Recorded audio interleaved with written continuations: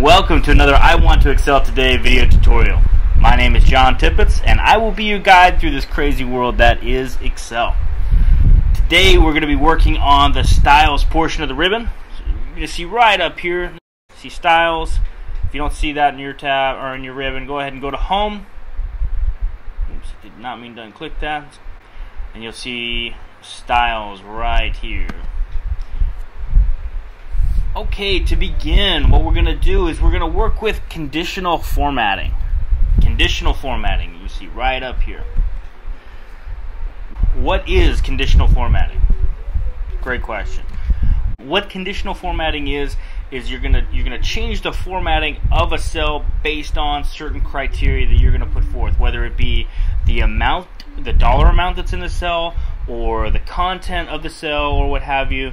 You're gonna change it based on what's in the cell itself. Alright, so what we're gonna do, we're actually, instead of highlighting all of these, we're just gonna do the numbers here. We're just gonna highlight these four columns of numbers. We go up here to conditional formatting. See again right here, conditional formatting. So when you open up conditional formatting, you have a few different choices here. You have the highlight cells rules, where it can be greater than a number or less than a number, equal to, text that contains something. What I'd like to do in this case, I'm actually going to go to the top and bottom rules. They're very helpful when you're looking at sales numbers. So we're going to come over to the top and bottom rules, and we're going to go to top 10%. That way we can highlight our top 10% performers here in our sales team at the consumer electronics store. We can adjust the percentage that we're looking for. We can take that down to, we could say, the top 5%. We're going to go ahead and stick with 10. And then it says light red fill with dark red text.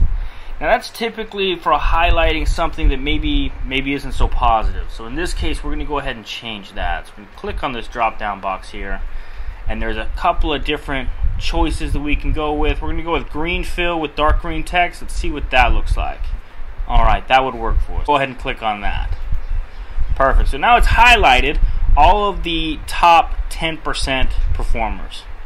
Alright, so it kind of makes them stand out. We'll be able to recognize them as our top performers in the sales team. Let's do the same thing except for the bottom performers. So again, conditional formatting here at the top. We'll open that up. Top and bottom rules. And we're going to go down to bottom 10%.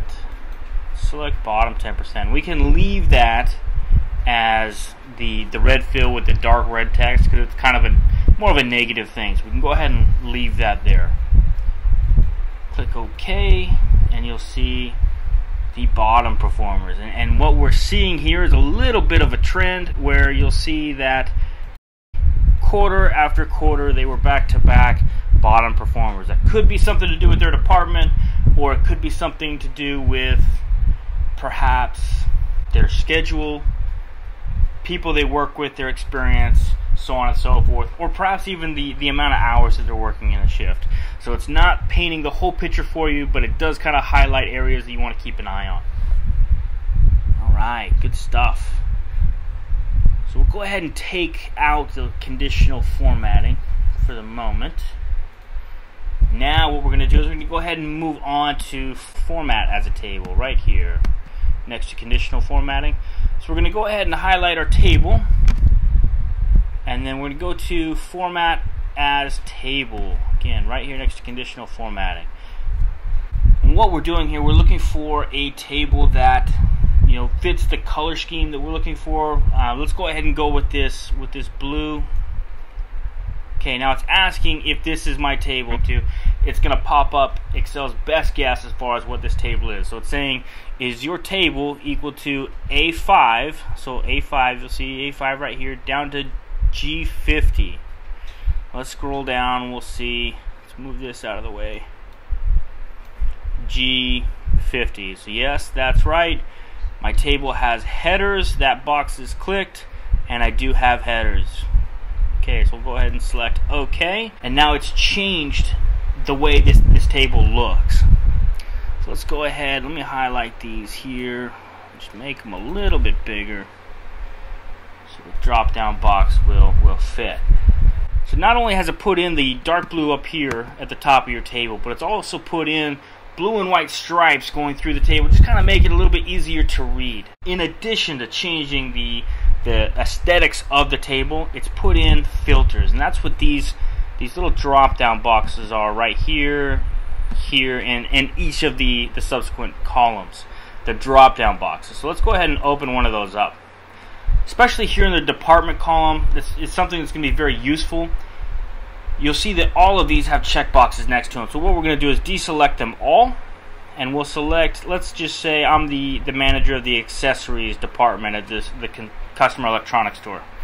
So we'll go with accessories. We're going to click OK. It's going to filter everything else out and just leave the accessories team members in there so I can kind of review my team. Alright, perhaps I oversee a couple of departments, so let's put in these 3 departments.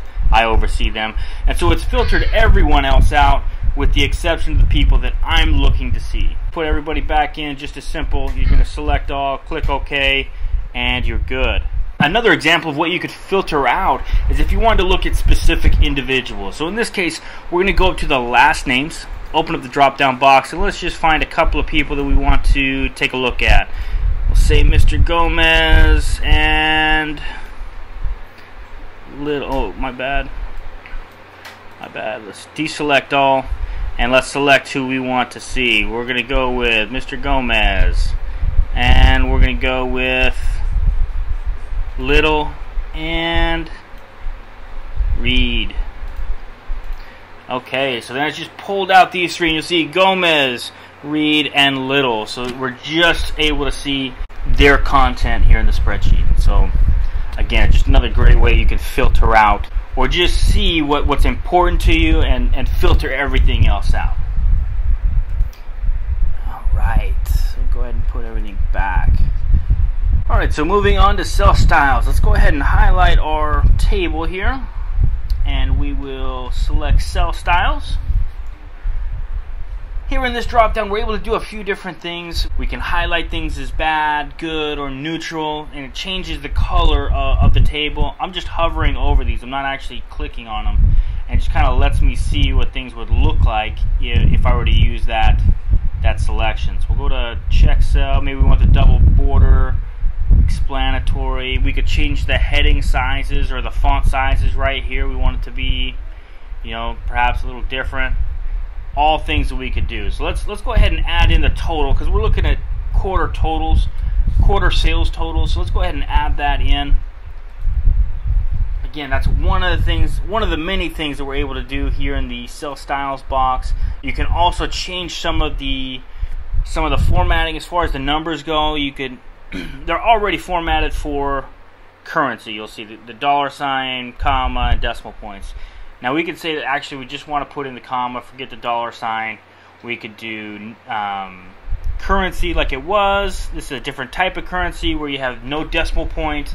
We could even convert it to percentage, but those numbers kind of get a little ridiculous. So we're just going to leave it as it is because we've already been in there to format it, so it's already what we're looking for. The only thing I can really think of that's missing in this table is an annual total for the sales numbers, which can be added, here in this column. There are a few different ways that we can do that. We can just type in a formula for it. We can use the auto sum button. We haven't quite gotten there yet, and so I'm just going to leave it as it is, so that when we get to the editing portion of our videos, that we'll go ahead and put in the auto sum, and I'll even show you how to just manually write it in. But for the time being, we're just going to leave it as is. As always, thank you for watching. Go ahead and hit that like button and subscribe. It helps out my show a bunch, and quite frankly, it just makes me feel good. So at the end of this video, you're going to see a link to our next video, which is going to be the cell formatting right up here. Cells. So it's going to cover insert, delete, and some more formatting options that you have available to you. Alright, so if you have time to do that now, I'd like to encourage you to do so. If you don't, go ahead and hit that subscribe button so you're able to find your way easily back to our channel. And as always, have a great day.